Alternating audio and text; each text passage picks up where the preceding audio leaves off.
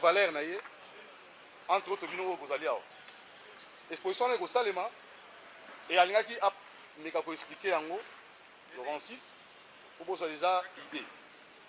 La première des choses, le 6 avril musée monene centenaire de l'église kimbanguiste et j'ose croire que le 6 avril déjà musée monene au ko salema pour avoir précision, la conseil spécial, la chasse spirituelle, l'église qui m'a dit que bisopé awa, a repéré ça soit précision pour nous. Nalingi au monae, azali wana, a se présenter moko. Nangambo, tout na maman Mado Ekende, femme étrange, femme formidable, oya bundi pour la culture na mboka na biso. Donc tout ça a trophée Maïcha, na maman awa, kaka awa na Maïcha pas. Maman ni culture ti akeli biso esika oyo pour culture ke liboso pe ayambaki na motema moko monsieur JL po aya ko cha awa esika o musée na ye Loanga. Alors ala maman za souci à culture yango na zali partenaire efficace ya monsieur JL aza pembeni na ye quand maman simbara likambo makambo kendaka liboso. Alors sans plus tarder na opesa na maloba na monsieur JL ameka ko yebisa biso moke exposition oyo et pour ça les première édition le 26 après ça biso ba précision na ngo ba détail et na sima to opesa maloba de pai ya conseiller spirituel conseiller ya communication ya papa chef spirituel l'église kimbanguiste kombo tata mona pe tata molimo mosantu ndenge le modérateur a outil pour présenter sa ligne de conduite par rapport à la conférence de presse Oyo bino ba professionnel de médias bozali awa pona kosala couverture ya solo komo na ngai papa Rudy Sima nazali conseiller en charge à questions internationales et communication na cabinet ya tata mokonzi ya boule pe mokonzi ya ngomba ya église kimbanguiste sa divinité papa Simon Kimbangu Kiangani. Il y a solo Nazara qui est invité, il y a le grand artiste Jospin Oyo à Bengaki Ngai Naya ko assisté na exposition d'art d'abord le 26 et puis les conférence de presse pour na ko fixer ni niezo zelabiso le 26 no koloana et puis à ko pesa biso ba explication sur ba tableau Oyo na sima na biso boza ko mona aussi na milulu ya minene oyo ezali kozela mokili mobimba le 6 avril 2021 oyo ezali bongo centenaire ya église kimbanguiste centenaire wana ekosalema bongo na nkamba Yerusalem ya sika oyo ezali siège international berceau du kimbanguisme na province ya Congo central déjà batu nyonso baza komilengele on a komata mokolo wana le 6 avril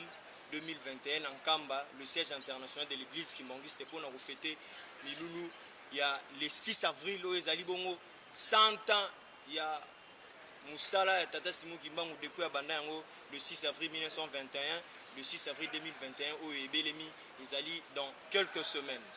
Voilà mwanda muna koyi koloba yango wana pour l'instant en attendant que Yemoko papa Jospin a fait sa biso plus de précision par rapport à la conférence de presse au ndenge vous allez bisognos que vous allez komona le rôle les ali Jospin makambo etali culture et puis ba journalistes nyonso bazali awa ce sont des combattants pour la promotion de la culture ezali boete na profiter nano pona ko souhaiter ba maman bana nanga ya basi o bazali à présente et puis ba épouse ya bana ya mibali bazana ndako bonne fête à mois de mars. Merci maman. Merci. Alors, ce qui Jospin Azali Nangai Lelo, ça fait plus de 20 ans, c'est parce que Akutaki déjà environnement culturel na Maïcha Park. Il est parmi les tout derniers pour rejoindre bateau et culture. Nakoloba boye ngai moko, je suis né culturel. J'ai vie culturelle et nakoza toujours culturel na vie nangai. Ce qui natali passage, il y a les hommes de culture au passage. Je parle de la culture d'une manière générale. Ezali d'abord baoyo bayembi, ezali bo basala ka ba cuivre, o basala ka ba bois, o basala ka ba artisanal, bango nyoto ti bango na groupe culturel. Ça fait plus de 40 ans que Maïcha Park existe, évidemment sous une autre appellation, mais les loyo combo ekei liboso mingi, c'est à cause de la culture. Quand les musiciens balekaki pendant 3 jours, Maïcha 1, Maïcha 2, et ce n'est que normal que les loyo Maïcha et lata nzoto ya culture. Tango tableau. Kembo, c'est combo ya mama pour la précision. D'être aussi artistiquement, na baïke bandeko na ngai maître Emile, maître Elida Kiabu, to boti likanisa botiango maboko. Tableau du centenaire tomoni ezali na 6 visages. Bilongi 6. Na 6 wana eza na 2 étoiles, eza jaune. Et eza na ndako moko yango eza temple, o eza na nkambo. Nako bana na 2 étoiles. Première étoile ya boye ezali ministère au tata kimbango aki ko sala na mokili. Étant que homme spirituel, ça fait 6 mois ya ministère. Kasi na 6 mois wana ministère wana le 6 avril 1921 ndepe pesa melaki libaku ya ko kamba to ya ko sala lingomba. L'État a reconnaître qu'il y a un pas qui n'a pas protection, si maïe pour ça la branche naïe. Le 6 avril 1921 en Kamba, ma pessie n'igisa pour ça la ambi. Car le 10 septembre, le 10 septembre, avec sa vision, il y a le lengue mokile kotambola, avec ma mémo, na baye ko libaye, oazaki na bango, bakundama naïe, na kati ya mboka, kamba mboka mo elewa na ngombe, kintuka bokuta batombi na bango. Maman Mikala et pour tout le temps. Le ministère a la continuité et pour continuer et bâtir le kimbangisme, l'église, l'idéologie noire, l'étoile et l'andi. Quand c'est l'étoile et l'andi, tu es comme maman Moulunenge, maman Lobaki, maman Moulazana, Andima qui rekumba Mukumba wana soutien. Tant que tata Kimbango azui, étant que homme spirituel, papa, famille, à tout ni maman Moulou, l'olenge nini, pour Simba Moussala Oyo. Lolenge nini okondima mama mula ndimaki nda apesaki maboko nda abombaki etodenge conservateur kasi lingombe ko salama na bana misato tataki mbango ya botaki pe ba comprendre que spirituellement autrement bazali bana te ko ba esprit étant que biso ba culturel bali milimo tata diange ndakutima mona ya suka botami mokolo yo guerre mondiale ici le 22 mars 1918 mwana liboso botami na 1914 babenge kisolo kele na linga lengo la bisa eloko bobumisa ki boaki sune lika bokozwa te okomaki bato pamba 4400 boumbu nde ya ki kozwa mokumba wana na banza sur plan politique et scientifique à celle ba INPP ba Beaux-Arts ba ISCA bomoni yango to ezali makambo ya kanaki te amona ki akosala na mosolo kwa ye pe likanisa kasi papa Dialongana oto mona botami na 1916 ye azaki na maman conservateur ya tikalaki na kamba kino kokokisa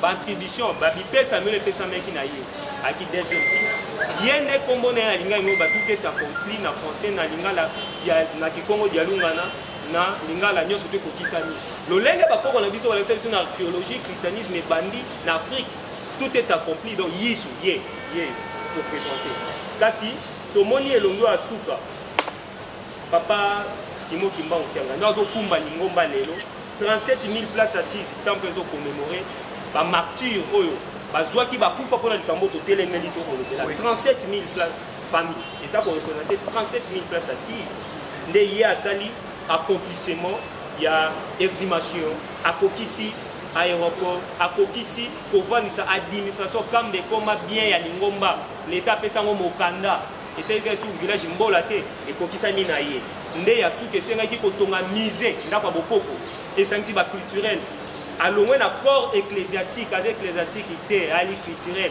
moto a incarné bapouvoir spirituel et divine et scientifique et politique ndenge ekomamaki bakoko babiso balobaki tokomata likolo ngomba kamba place ozwa mibeko nouvelle civilisation ndenge na français yeyo busol akotambusa mokili akodirige nation na plan spirituel et scientifique et religieux nyonso rumba euti awa nde epesi jazz epesi banso tous les savants oyo bapesa badoit d'auteur na bango sont des noirs il est temps tolakisa yango tobanga mondele te voilà nde tableau toponi po ete yango nde ezali toki mpe zebi donc culture ezali awa art mpe ezali awa yango eza basymbole ya bamasque na son na kobeta mpona symbole ya moi de la femme mpe centenaire mato. Ouais. Oui, absolument. Je peux déjà commencer. J'ai bien suivi maman qui a parlé. J'ai suivi l'ambassadeur et mon frère de la presse internationale. Ça signifie que presser, c'est quoi? Aller vite en besogne, trouver des solutions. Les objectifs que nous avons sur la congolexicomatisation que je viens d'imposer dans le monde entier avec 5 points cardinaux. Parce que vous savez que le Russe, premier astronaute du monde, Yuri Gagarin, perdu dans l'espace. Après, il y a eu les Américains. Maintenant, un Congolais. Ils disent, mais il est français-allemand, né par hasard au Congo. Les niveaux très élevés. Je suis en train d'éduquer toute la Terre. Ce n'est plus 4 points cardinaux, c'est 5. J'ai ajouté, c'est accepté. C'est pour vous dire qu'ils ont raison. Congo, il y a des esprits que l'homme blanc accepte.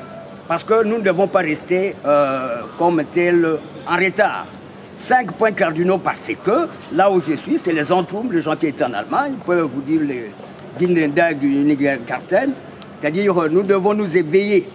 Le centre d'abord, là où je suis, c'est un point de départ que l'homme blanc a oublié.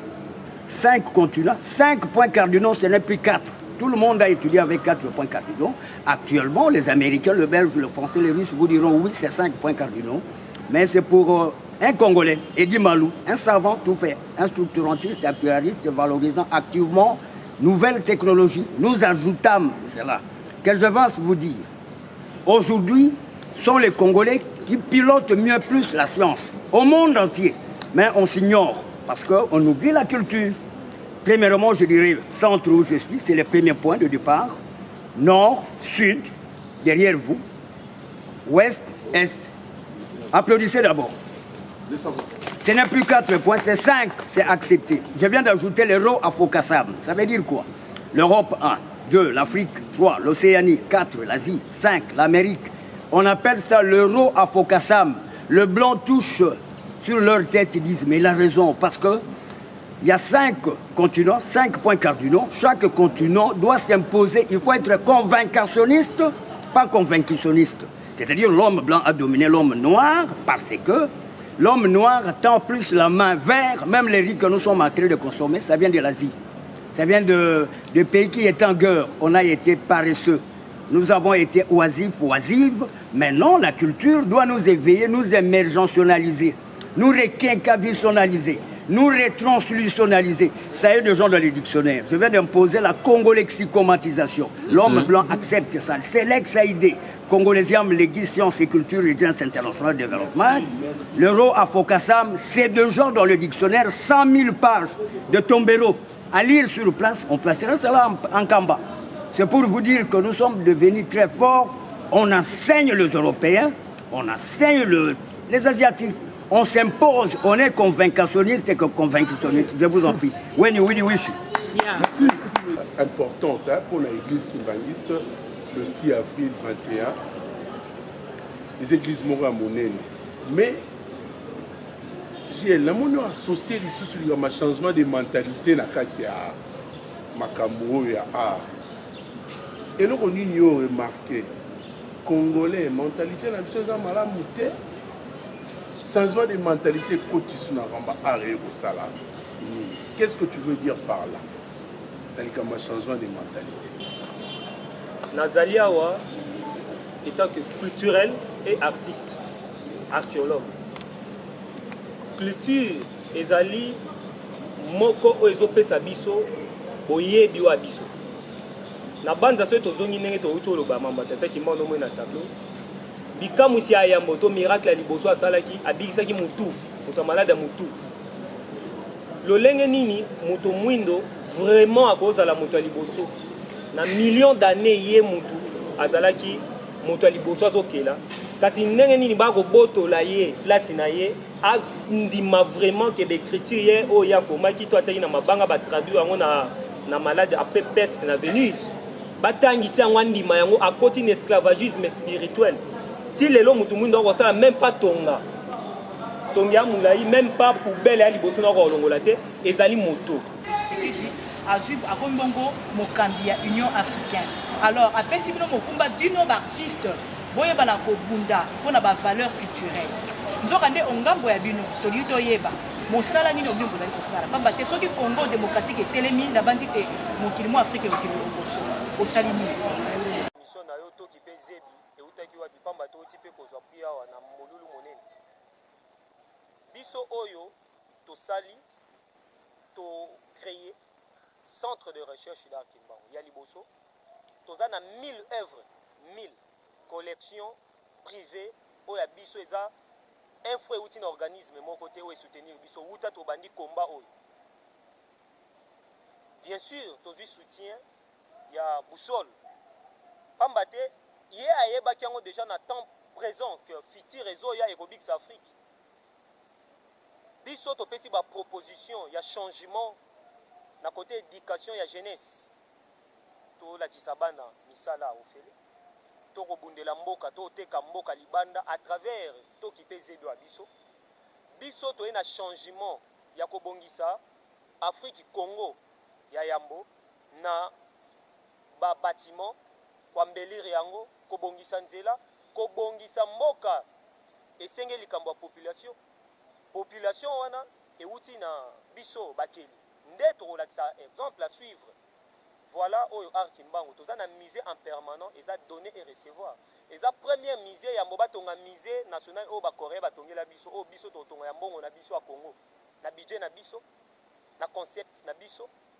et na architecture na biso yango tozali ko appuyer l'état congolais et tata mokonzi abule na vision na ye culturelle oyo etangami musée Simon Kimbangu à tout prix parce que na kati na biso ba muséologue baza ba archéologue baza ba peintre baza ba cinéaste bazali bato bakokoma ba buku baza bomoni na l'un de savant Idi Malou oto bandi na ye ya desla to kenda ba na koli na maboko na bango c'est que ceux qui te koloba boye po batindi biso to loba boye nana tindi biso tata mokonzi abule alobi musée et puis tata mokonzi ekolobi to pese ba proposition malgré to koma mais oyo siko ezali preuve technique et palpable baartiste ebele basinspiraka na mama na bango na mboka na ye na soki bomoni mingi na baartiste peintre européen bakandeki kosala bapaysage mingi nde bamonaka 4 saisons donc automne machin mais ngai démarche artistique na ngai euti dans le kimbangisi na korépondre etant que artiste etant que culturel mpo bato basoso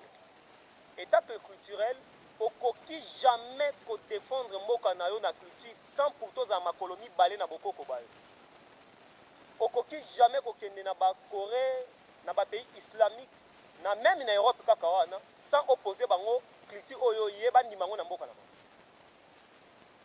mais si réellement bandeko baartiste etat que artiste est-ce qu'on a répondre que tozala vraiment tosala ndenge papa dokolo basalaki bacinéma liboso epesa ye mosu tosala lokola bayi bato soki na atangi bayebele oyo batombola toki bakunda bango tondimaka kaka oyo Europe eyeli biso seke libanga moko kotikala kaka likolo ya baninga yango nga nayaki kolobela l'art dans le kimbangisi nazosala art na ngai mais nazolobela oyo bakoko na biso babandaki na première ère yango nabaki 5 600 ans mundele nano asalami te biso awa na Congo oyo ya ka Congo tokochange yango oyo kolongwa se eza faiblesse nde biso bato toke kobota mundele na âge glacial Europe ezaki bato liboso bavandaki noir ba noir Chine ba noir bakoko na biso ne baboti ba c'est approuvé boko kotala boko sala ba recherche sika siko ndenge nini nga na kolobela Léonard de Vinci ndenge nga na kolobela Michel-Ange aussi lota bakoko na biso nde baenseigner avant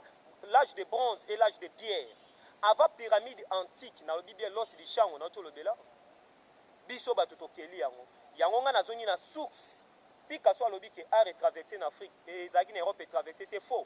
Art etikala ko traversé te bango ba kopiaki so nga na osala original ya ko apprendre mokili naissance ya art kino to na ta contemporain poto changer Rochero tabula embi Congo à venir bana bazo yekola t'inquiète pas Congo ba fuka mission ba obikiso photo ndima ko affronter moto po acier ekoma contact konga na moni boye balamba ki e sima bakule ye so to ndimi yango te Congo Afrique otikala ya kofuka yango biso tozui courage ya kokende vers changement aussi nazali fidèle kimbangisi te oui nakoye biso boye moto nyonso akelaka azwaka makambo wana quelque part l'inspiration vient de Dieu Dieu yango aza nani l'inspiration vient d'où yo s'inspiraka wapi ovoyageaka na esprit po mona ba eve yango eutaka wapi yanga eutaka na nkamba touche meme na nkamba nde kosenga biso siko mundela yoka biso soko ke na likambo na Europe ya bango okospike Napoléon koleka ye te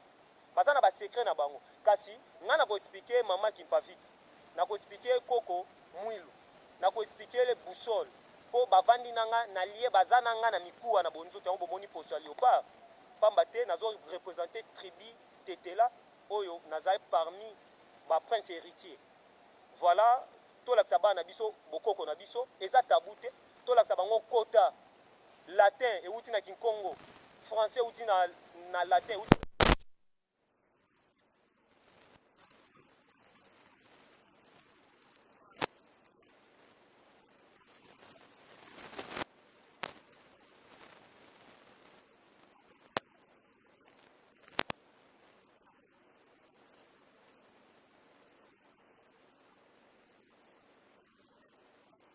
Deuxième question est abouée.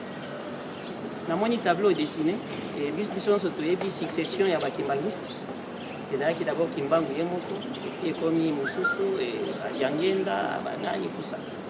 Je me pose la question choix ya succession ezalaka nini mpona famille ya Kimbangu critère nini balandaka mpo batikela motu bokonzi et puis bokonzi yango batikaka ezalaka nini c'est un esprit ou bien eza zungu moko eza na point moko il faut respecter ti na de génération en génération. Merci.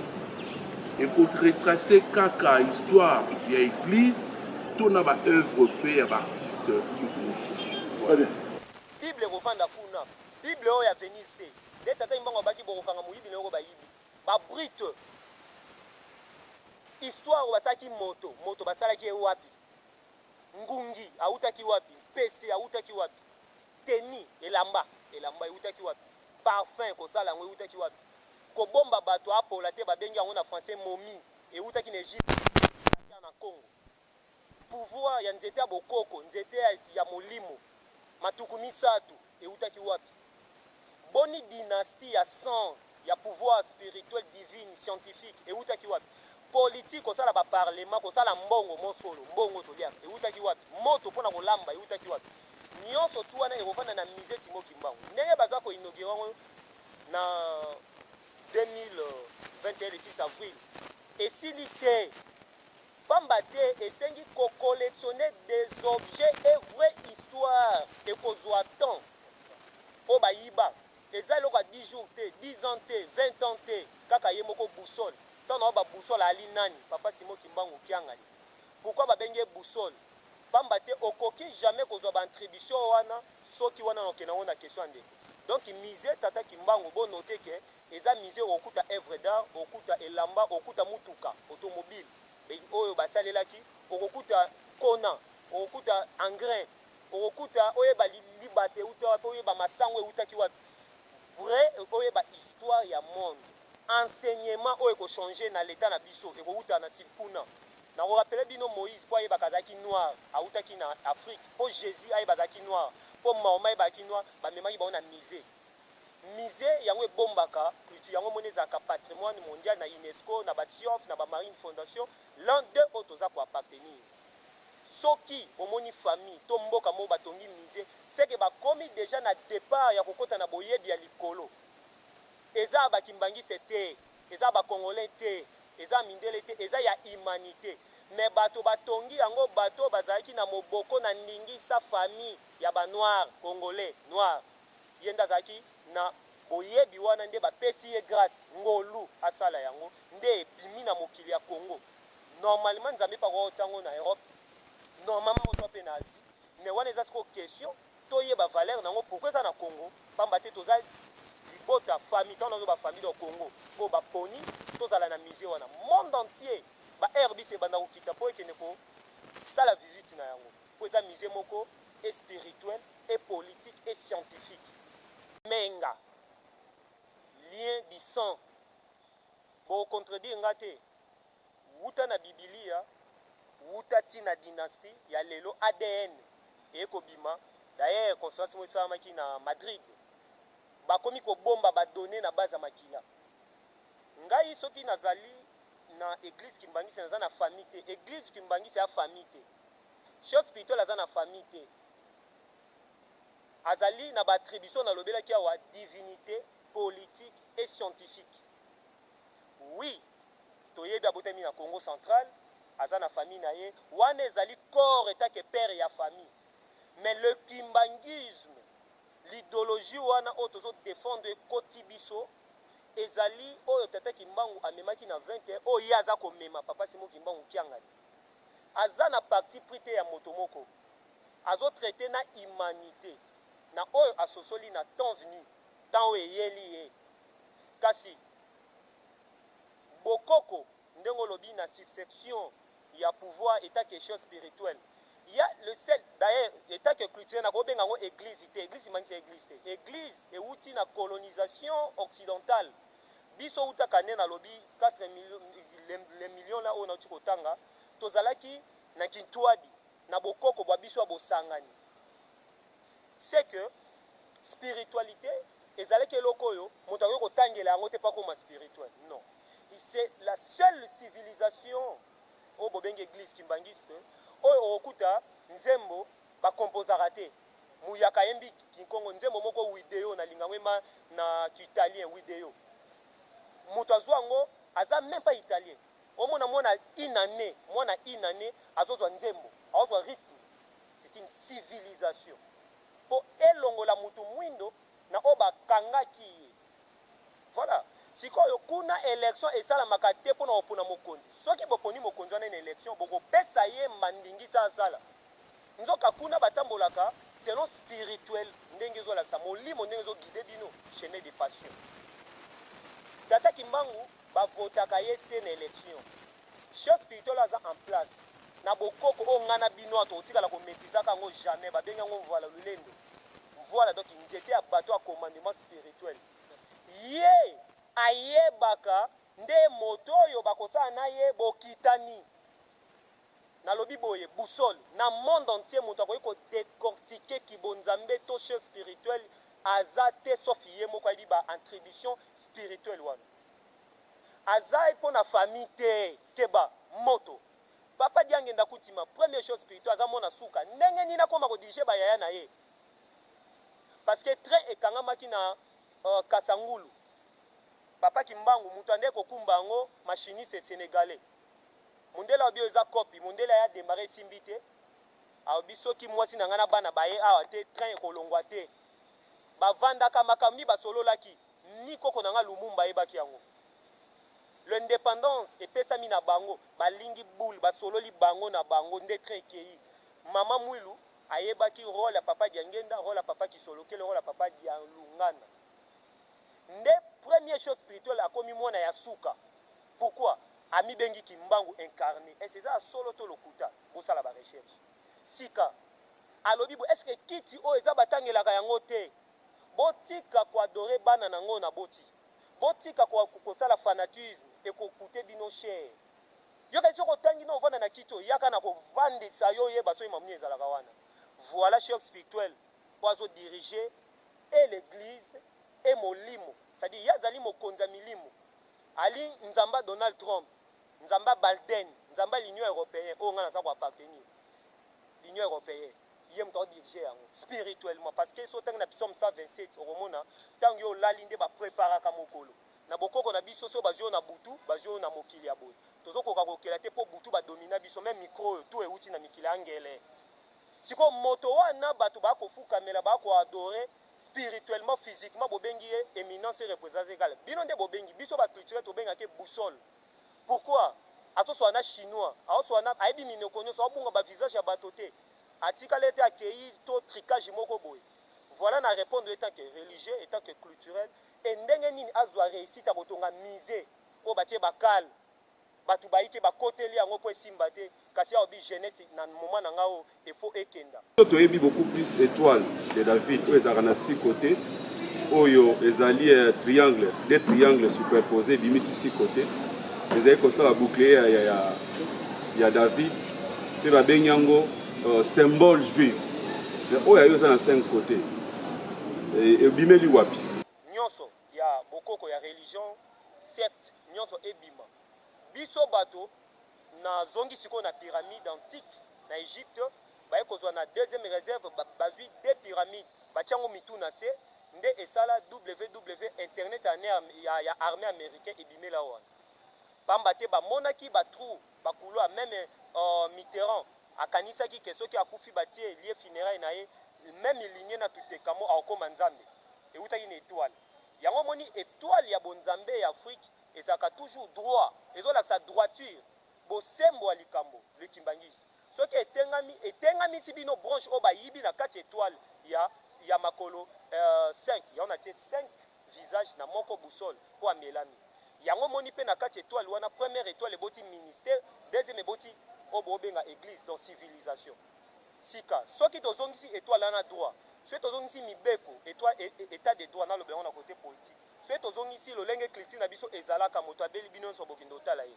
matanga bosali yango boye bosoto te na miso ya bato nde ekolave mémoire to matalité ya bato na banda sikoyo étoile ezala kotengama bomoni même na drapeau na biso na mosika eza na étoile wana eza toujours jaune ezali étoile oyo ezolakisa ndingisi ya bobimi mpo mokili ya Congo nde epesaki naissance ya mokili bayeba yango étant que culturel étant que artiste tozolobela forme tozolobela spirituel topesa basymbole mpona kozongisa bato mpo Congo tobika esengeli conscience na biso d'abord échanger nde tozongisa étoile c'est ça étoile oyo mpe église kimbangisi eza koutilize c'est ça étoile oyo vrai sens ya bomoto ya koutilize kasi baétoile miso eza mabe te ça dépend ya oyo bazosalela yango me ngai napesi ndingisa ya ebandeli étoile emonanaki ntango tata kimbango amonani étoile emonani ntango toyoki na histoire ya kolo yisu étoile wana nde emonanaka ntango bagrand nyonso babotamaka baart nyonso kosalaka eutaka na bilanga mais jusque là bolobelaka agriculture te toyebi ke centenaire yango ebelemi eloko nini bobongisi na domaine agriculture po toyebi ke baart nyonso mingimingi kosalelaka ezouta na bilanga mais jusque là agriculture na mboka na biso ezobetama vraimen lisulu motuna na ngai yango peuple german banda olala na babloc ya glace banda kotambola bazolata baposo ya nyama wana ngana oyo tosali ya coton wana koko na biso asali tunnel wana koko na biso asali échelle wana koko na biso aza koambome wa koko na biso akoma l'Occident ekopaye cher ekofuta motuya na kodétourner mémoire ya bato j'ai pas dit ozali bongo mais question na yo eza bayiki mpe bato batunaka yango okoki jamais kodévelopper sans culture na yo biso bango nde bazwi oyo ya biso sika na technologie ya lelo soki mawa atiaki ide wana ezaki ide papa diangi na eseki maréchal Mobutu ayebisa ye lelo basekret fo bima kasi biso toza na memo wana toza na badonnées de base wana mathématique la plus ancienne na oto oyo biso soki olingi osala force apesanteur pourquoi ngombe matadi eza na force apesanteur pourquoi basalaki hista wana mayela komata avion sika se euta nde wana te pourquoi moto basali na mabele kasi biso tozali na yango nouvelle civilisation kosala makambo lolenge oyo ekoseni na mindele te ndenge nini kasi 5G epesa malade ndenge nini banucléaire ekomi baremplaçant na baorelien ndenge nini bazoka oyo toliaka datifrice epesaka maladi ndenge nini kisi antibiotique moko omela yango ebele ebesi oyo bacancer kasi biso tobandaki oyo ya biso ezalaki na ndenge nini ebembe botiango formole me poli kaka mais biso de millions d'années baokundola bibembe na biso eza normal babenga yango fiasco mondelaki mpona koboma kasi échange culturel oyo tozomema pamba te bango nde bayibi ebele yali kuna tata mokonzi alobaki yango esengi bozongi ya baœuvre d'art na biso oyo babengi na lokoto ya français kasi na lokoto ya biso kozwa oyo eza ya biso tokozwa yango kaka pamba te, il y aura des procès. Faut ba futa biso droit mécanique. Nombre de bateaux bakota batala ba œuvre dans na biso mbongo mosolo bafuta. Hébergement o esali pe ko déclarer ba droit d'auteur pe keli biloko bozo banga wana. Invention utaka na ndoto na makanisi. À travers l'argile, li bende ndo kokela. Donc na assuré ko yebiso boye. Soki totie bobangi mopanzi to nimeli vraiment bokoko na biso spiritualité na biso tokosala koleka art kimbangu yango sans aide mondele tozo créer retour nanga matière nini oui na ba matière tout tozo créer banana brut kino ebimi civilisation esali technologie na bango ewuti pa na biso soki ka pote veza ngonga na ko peso détail ya nyonso na ote kolobe yango na ba mituna bi c'est que politique et culturelle ndeko sala to longa mikili wana l'état na biso esengi à soutenir l'artiste pe médias culturels pour tout réussir na motuna. Voilà. Merci beaucoup.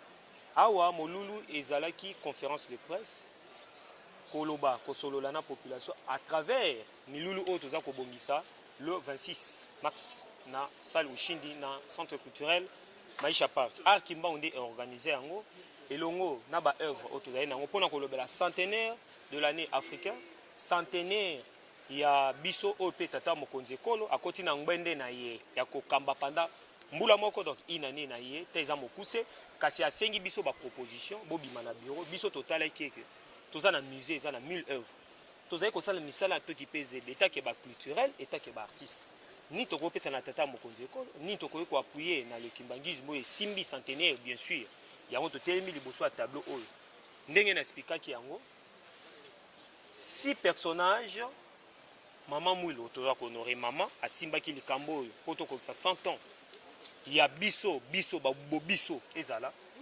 tomoni tata Kimbangu abundaki pona tozwa bonsomi ya spirituel pe politique et divinité kasi des étoiles ezozwa ministère et l'église oyo simbi idéologie kamba ezozwa temple oyo 37 000 places assises eza commémorer 37 000 familles déportées bakoko wa biso bakufa pona likambo tozolobela lelo kasi na ewana batata misato basimbaki ko accompagner Congo ezwa lipanda ko accompagner idéologie ko accompagner spiritualité na moko cher spirituel asali misé busol papa Simon Kimbangu ngani yende apesi mo lulué yango moni tata mokonzi a patronné yango voilà c'est que esengi na biso tosala molulu monene eza première symposium exposition kozala na ba œuvre d'art en art plastique sculpture peinture céramique et consorts nde na kati wana photo projection na musique na théâtre et la biso scène et la biso pouvoir wana toloba ke Congo de bandi makambo ya culture toloba ngona ba slogan te ba œuvre d'art antique rosala